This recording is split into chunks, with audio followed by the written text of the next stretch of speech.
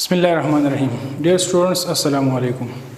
آج لیکچر 5 میں جو مطالعہ پاکستان 9 کلاس کا ہے اور یہ آپ کے بک میں پیج نمبر 6 اور 7 پر ہے. اس میں جو نیا ٹاپک ہے وہ دو قومی نظریہ اور اسی کا ارتقاء ہے. تو دو قومی نظریہ پہلے جانتے ہیں.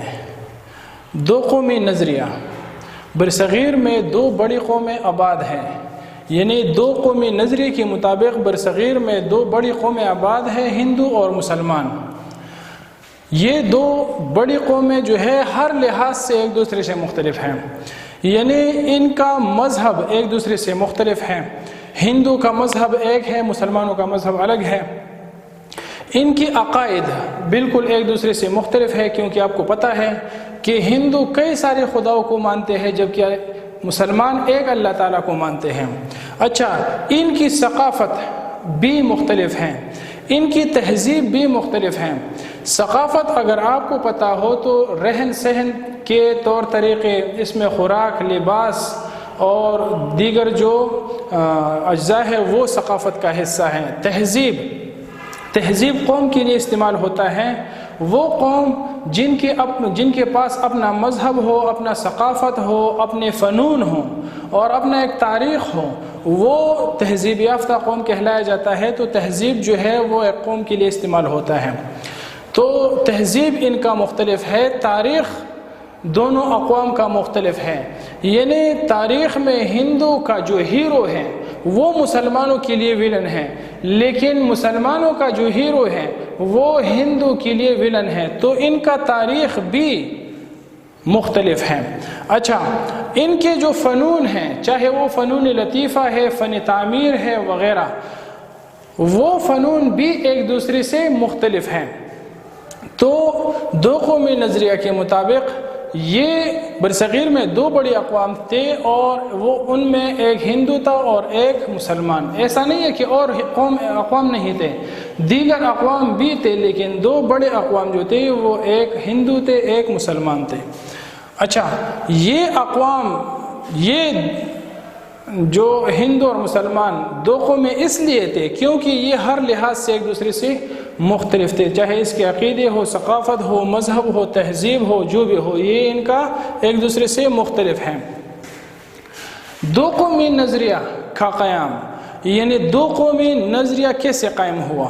اس کے اوپر آنے سے پہلے ارتقاء جان لیں کہ دو قومی نظریہ کا جو ارتقاء ہے، یہ ارتقاء کیا چیز ہے. تو ارتقاء شاید آپ سمجھتے ہیں یا جانتے ہیں پہلے سے. ارتقاء کو ہم انگلش میں ایوولوشن کہتے ہیں، اور ایوولوشن اگر آپ جانتے ہیں تو یہ گریجول چینج کو کہتے ہیں، یعنی وقت گزرنے کے ساتھ ساتھ جو تبدیلی آتی ہے اس کو ایوولوشن کہتے ہیں یا ارتقاء اس کو کہتے ہیں. تو دو قومی نظریہ کا قیام کیسے ہوا؟ یہ اس طرح ہے کہ برصغیر میں پر مسلمانوں کی حکمرانی، آپ کو پتہ ہے کہ یہ حکمرانی کا قیام قطب الدین ایبک، جو محمد غوری کا پہلے گورنر تھا اور پھر قطب الدین ایبک خود حکمران بنا، ان کے حکومت کے قیام کے ساتھ برصغیر کے اوپر مسلمانوں کی حکومت قائم ہوئی. یہ تقریباً 1206 سے لے کر 1857 تک یہ حکمرانی کا دورانیہ ہے ہندوستان پر یا برصغیر پر مسلمانوں کی. تو جب اسی دوران مسلمانوں کی حکومت تھی برصغیر پر، تو کبھی یہ کنسیپٹ نہیں آیا تھا کہ آیا برصغیر میں دو اقوام ہے، ایک قوم ہے، کتنے اقوام ہیں. کیونکہ اس وقت یہ سمجھا جاتا تھا کہ برصغیر میں ایک ہی قوم ہے اور وہ ہے ہندوستانی قوم. کیونکہ اس وقت جو مسلمان حکمران تھے وہ ہندو اور مسلمانوں کو ایک جیسے ٹریٹ کرتے تھے، مسلمانوں اور ہندو کے ساتھ ایک جیسا سلوک کرتے تھے. اس وجہ سے کبھی کسی نے یہ محسوس نہیں کیا کہ برصغیر میں ایک قوم ہے یا دو اقوام ہیں. لیکن جب انگریزوں کا ہندوستان پر قبضہ ہوا 1857 عیسوی میں، اور انہوں نے جو مسلمانوں کو ٹارگٹ کیا، یعنی انہوں نے جو مسلمانوں کے ساتھ ناروا سلوک شروع کیا، اس کے بعد جو مسلمان بہت زیادہ مغلوب ہو گئے تو انگریزوں کا سلوک مسلمانوں کے ساتھ صحیح نہیں تھا، اور اس کی جو رہی صحیح کسر تھی وہ ہندو نے پوری کی۔ جو ہندو بھی مسلمانوں سے اپنا بدلہ لینا چاہتے تھے، اور ہندو بھی مسلمانوں کو زیر کرنا چاہتے تھے، مغلوب کرنا چاہتے تھے، اس وجہ سے یہ جو دو قومی نظریہ تھا یہ قائم ہوا۔ کیسے قائم ہوا آگے دیکھیں۔ سر سید احمد خان جو کہ مسلمانوں کے ایک عظیم رہنما رہے ہیں اور تحریک علی گڑھ کے بانی بھی تھے، جو کہ 1817 عیسوی میں دہلی میں پیدا ہوئے تھے اور 1898 عیسوی میں یہ وفات ہوئے تھے، یہ مسلمانوں کے عظیم رہنما تھے۔ 1857 کے بعد جب مسلمانوں کا دور خراب ہوا اور مسلمانوں کے بہت زیادہ خراب حالات تھے، تو اسی دوران سر سید احمد خان نے مسلمانوں کی رہنمائی کی۔ تو مسلمانوں کا سر سید احمد خان کا پہلا نظریہ متحدہ ہندوستان۔ سر سید احمد خان کا نظریہ تھا کہ ہندوستان متحد رہے اور متحدہ قومیت کہ ہندوستان میں ایک ہی قوم ہے اور وہ ہے ہندوستانی قوم، اور یہ مل کے رہیں گے اور یہ مل کے ہندوستان میں انگریزوں کی غلامی سے نجات حاصل کریں گے۔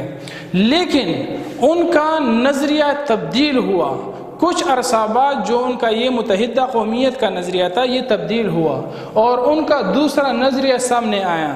ان کا دوسرا نظریہ تھا دو قومی نظریہ۔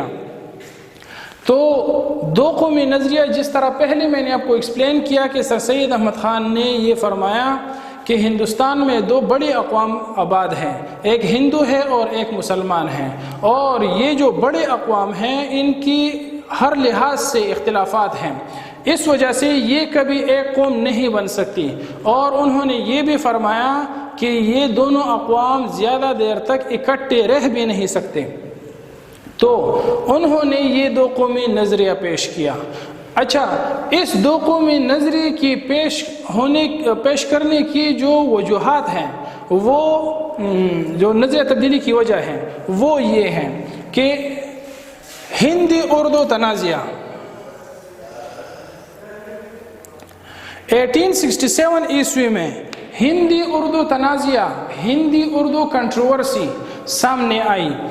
اس کنٹروورسی کے مطابق بنارس کے ہندو کا مطالبہ تھا، یعنی بنارس کے ہندو اٹھ کھڑے ہوئے اور انہوں نے مطالبہ کیا کہ جو اردو بنارس میں سرکاری زبان کے طور پر رائج ہے اس کو ہٹائے اور ہندی کو رائج کریں سرکاری زبان کی حیثیت سے، تو وہ یہ چاہتے تھے۔ اچھا، یہاں پر بنارس کے ہندوؤں نے اردو زبان کی مخالفت کی اور کہا کہ اردو زبان کو سرکاری حیثیت سے ہٹا دی جائے اور جو ہندی ہے اس کو سرکاری زبان کے طور پر رائج کی جائے۔ تو اسی کو ہندی اردو کنٹروورسی کہا جاتا ہے، ہندی اردو تنازعہ، اور یہ 1867 عیسوی میں پیش آیا۔ اچھا، یہاں پر یہ سوال بنتا ہے کہ ہندوؤں نے اردو زبان کی مخالفت کی، ہندوؤں نے اردو زبان کی مخالفت کیوں کی؟ کیا ایسی وجہ تھی؟ تو اس کی وجہ یہ تھی کہ ہندو اردو کو مسلمانوں کی زبان تصور کرتے تھے، کیونکہ اردو کا رسم الخط بھی عربی اور فارسی کا تھا، اور جو اس کے زیادہ تر الفاظ تھے وہ بھی عربی اور فارسی کے تھے۔ اچھا، اس کے علاوہ یہ دونوں زبانیں مسلمانوں کی زبانیں تھیں، اس لیے ہندو سمجھنے لگے کہ یہ اردو مسلمانوں کی زبان ہے، تو انہوں نے اس کی مخالفت کی۔ حالانکہ اردو مسلمانوں کی اکیلی زبان نہیں تھی۔ اگر آپ کو اردو کی تاریخ یاد ہو تو اردو کو لشکری زبان بھی کہا جاتا ہے۔